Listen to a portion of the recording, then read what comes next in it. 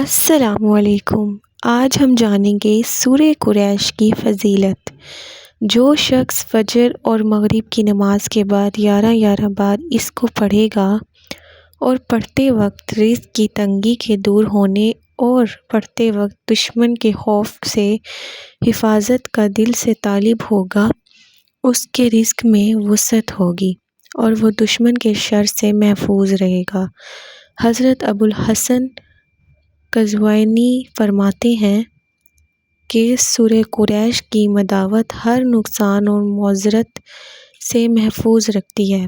مطلب جو شخص سورہ قریش پڑھتا رہے گا، جیسے کہ آپ کو اس ویڈیو میں بتایا گیا ہے کہ فجر اور مغرب کی نماز کے بعد 11 بار آپ نے اس سورت کو پڑھنا ہے، تو انشاءاللہ اللہ کے کرم سے ہر نقصان سے محفوظ رہیں گے اور کوئی بھی پریشانی آپ کو تنگ نہیں کرے گی اور دشمن کے خوف سے بھی آپ کا دل مطمئن ہو جائے گا کہ اللہ تعالیٰ آپ کو اس سورت کے پڑھنے کی برکت کی وجہ سے دشمن کے خوف سے بھی بچا کے رکھیں گے۔ ملوں گی نئی ویڈیو میں، تب تک کے لیے اللہ حافظ۔